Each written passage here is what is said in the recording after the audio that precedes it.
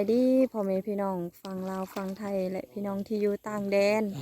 มื้อนี้เราจะมาถ่ายบรรยากาศอยู่ทุ่งไร่ทุ่งนาเบาบัวไร่ดำหน้ามื้อนี้เนาะ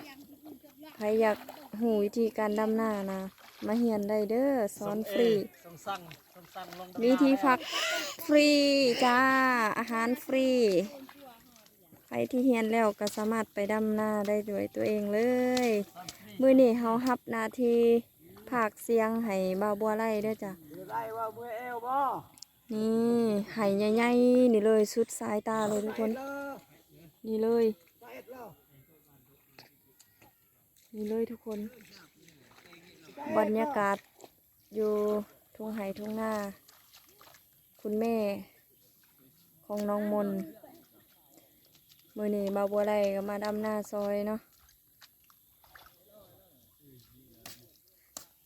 ฝากให้กำลังใจหน่อยเด้อบรรยากาศอยู่ทุ่งนาค่อยคำยำแรงจ้าให้ตัวนี้ดำ3 วันแล้วจ้าทุกคน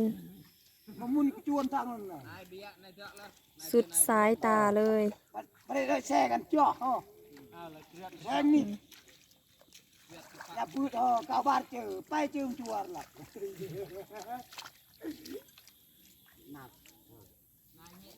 ดูส่องบัวไร่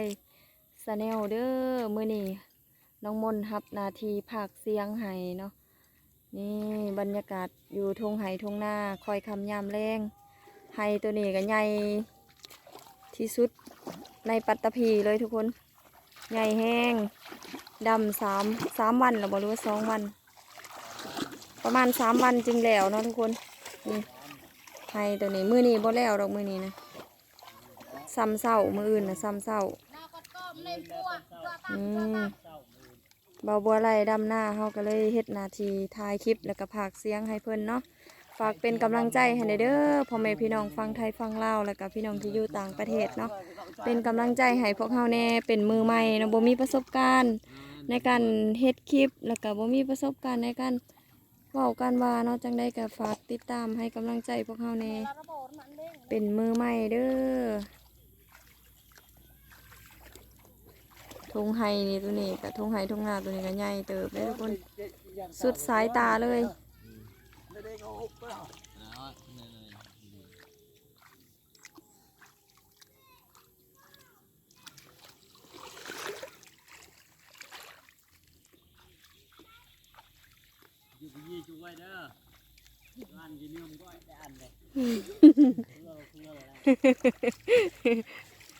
เราไงเป็นยูทูบใช่ไหม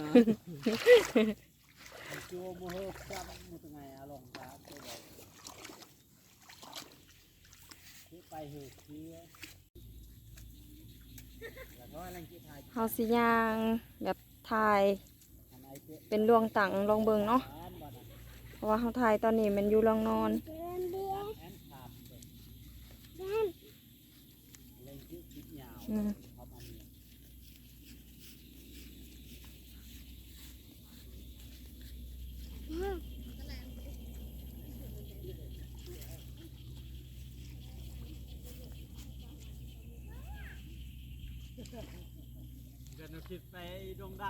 สุดไห่ตัวนี้ใหญ่ที่สุดเลยทุกคนใหญ่กว่าไห่อื่นๆดำ3 วันจึงสำเร็จไห่ตัวนี้สุดสายตาใหญ่กว่าหมู่ใส่เวลาดำกับประมาณ3 วันนี่มื้ออื่นนี่ซ้ำเศร้าอีกคนอันนั้นกับแม่นเทียงแม่ของน้องมนเองเทียงนา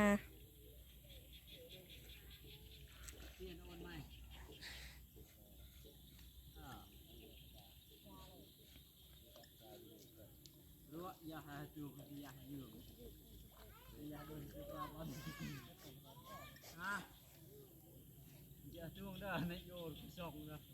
เพื่อนเพื่อนเพื่อนเพื่อนมันเป็นระเบียบเจ้าของเครื่องยนต์ประกอบเรื่องระเบียบในที่อันใหญ่แล้วก็นะแล้วก็อันใหญ่อยู่ทำไปเมืองเหรอผมจะกรอกไปดูมาเทียบไปได้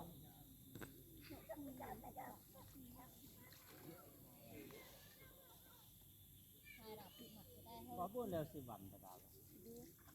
như thế ra mà lại đó một cái bông nhà tù nó cứ lạiอยู่nhà phòng thì sẽ tới ngay là nhà tùแต่นั่นคือก็จะนั่นคือ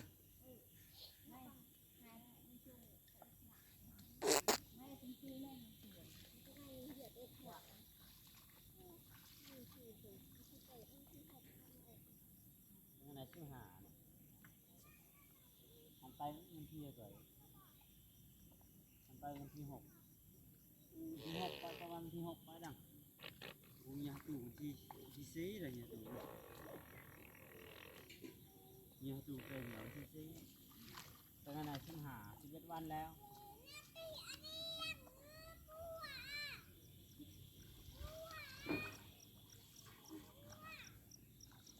เย้เย้เย้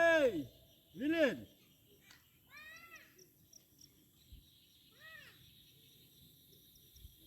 มื้อนี้มาซ้อนนะ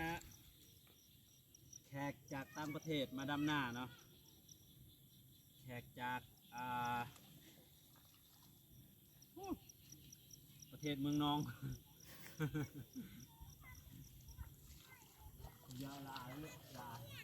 ยาลายให้ว่ากระไล่ให้ว่าตุกเลยยาลายไปยังไม่วิธีไปดำไปจะเบิ่มรอบกับปฏิบัติตามวิธีเครื่องเนาะเป็นรอยตี